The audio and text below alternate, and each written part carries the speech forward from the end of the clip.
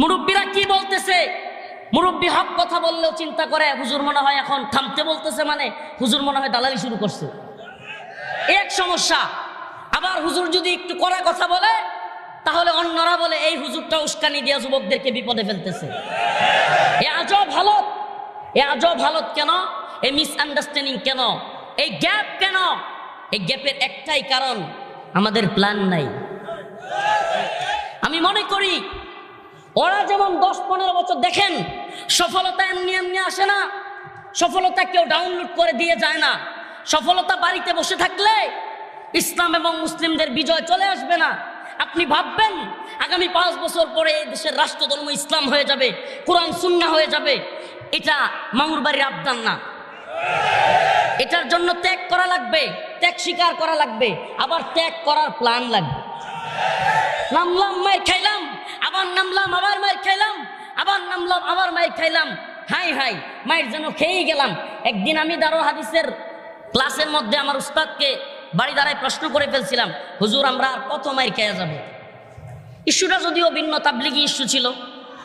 আমি প্রশ্ন করছিলাম হুজুরকে, হুজুর ওপেন সুযোগ দিছিলেন যে কেউ পারলে প্রশ্ন করতে পারো।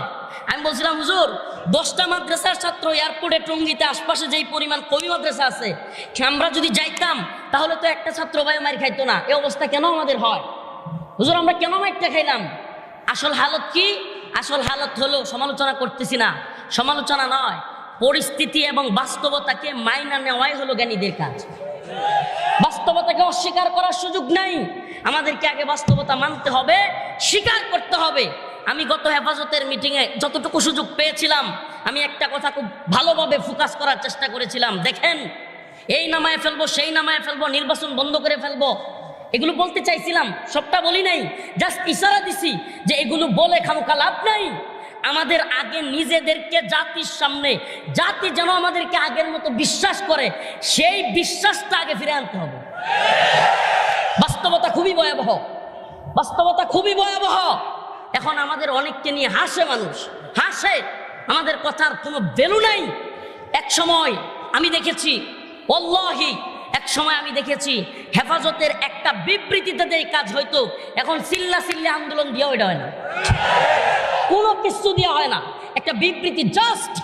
আল্লামা শাহ আহমদ শফি রহমতুল্লাহ আলাই, আল্লামা শাহ জুনায়েদ বাবুনগরী রহমতুল্লাহ আলাইহির নামে একটা বিবৃতি গেলে প্রশাসনের টনক নড়ে যেত।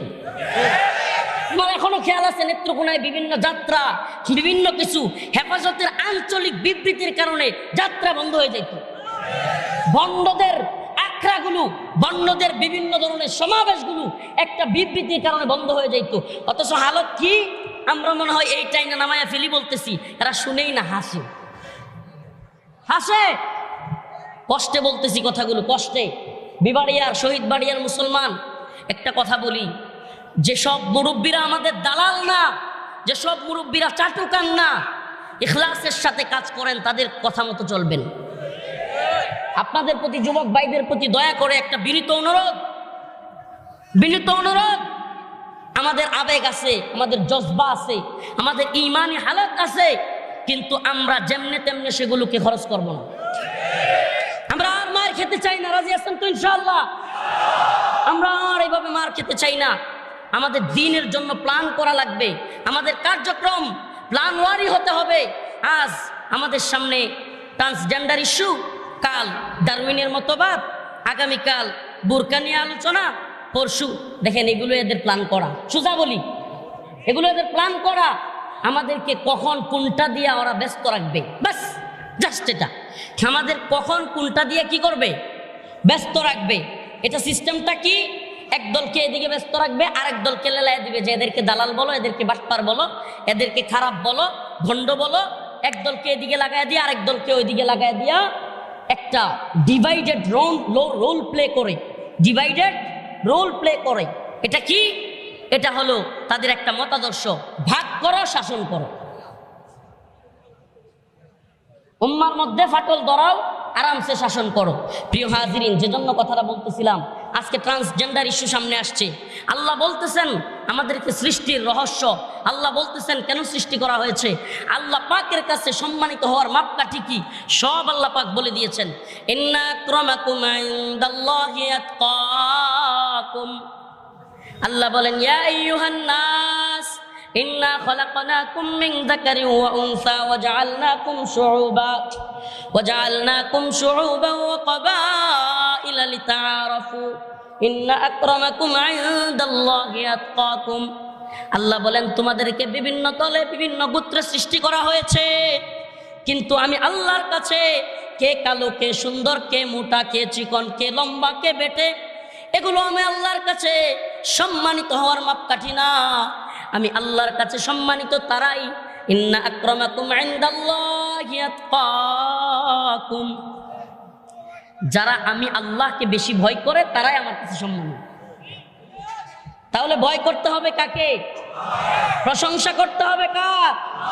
আল্লাহ বলেন আলহামদুলিল্লাহিল্লাযী খালাকাস সামাওয়াতি ওয়াল আরদ ওয়া জাআলায যুলুমাতি ওয়ান নূর।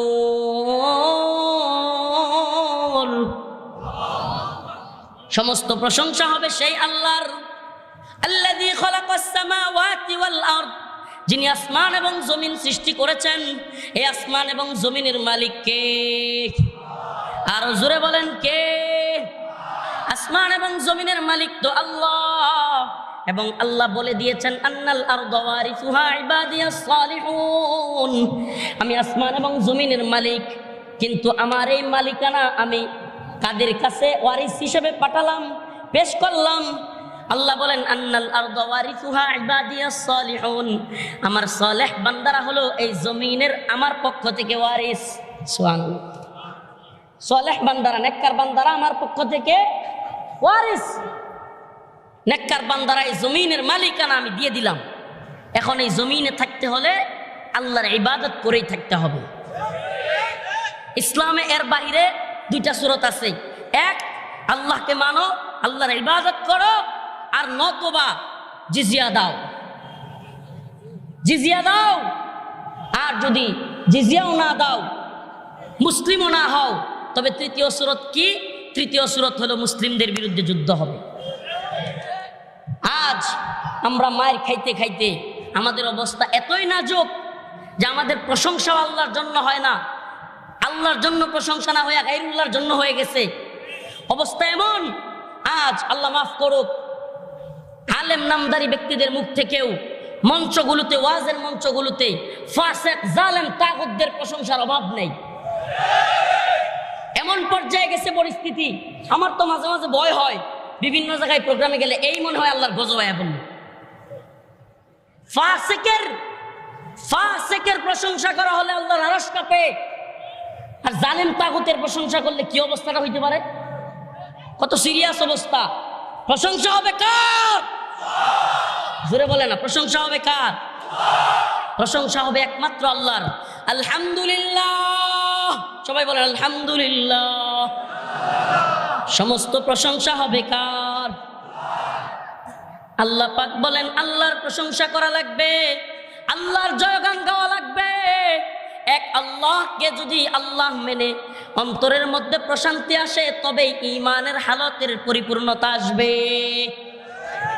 গায়রুল্লাহর প্রশংসা করতে করতে যদি এমন অবস্থায় নাও, তখন তোমরা দেখবা গায়রুল্লাহর অনুমতি ছাড়া, গায়রুল্লাহর কথা ছাড়া চলতেই পারবা না। গায়রুল্লাহর কথা ছাড়া কি করতে পারবা না? চলতেই পারবা না। সব কিছু গায়রুল্লাহ ঠিক করে দিবে। আল্লাহর দেওয়া কথা, আল্লাহর দেওয়া কাজ, কোরআনের কোনো কথা, কোরআনের কোনো কাজ, সেটা মানতে গেলেও, সেটা করতে গেলেও গায়রুল্লাহর অনুমতি দেয়া লাগবে।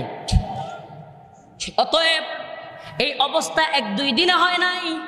এই মানুষগুলো যারা এভাবে স্রোতের মতো চলে গেছে, এরাও এক দুই দিনে চলে যায় নাই। আল্লাহ তো বলেছেন কোরআনে, ইযা জাআ নাসরুল্লাহি ওয়াল ফাত ওয়া রাআইতান নাস ইয়াদখুলুনা ফি দীনিল্লাহি আফওয়াজা। আরে ভাই, আল্লাহ পাকের এই আয়াতের ব্যাখ্যা তাফসীর দেখলে খুব সুন্দরভাবে বোঝা যায়, দিন যখন বিজয়ী হয়, নাসর যখন, সাহায্য যখন আসে, বিজয় যখন আসে, সত্যি সত্যি মানুষ ইসলামের দিকে দলে দলে ঢুকতে থাকে। ঠিক কি ঠিক না? বিজয় যখন, মুসলমানরা যখন বিজয়ী হয়, তখন কি করে? দলে দলে ঢুকতে থাকে। হালত কি?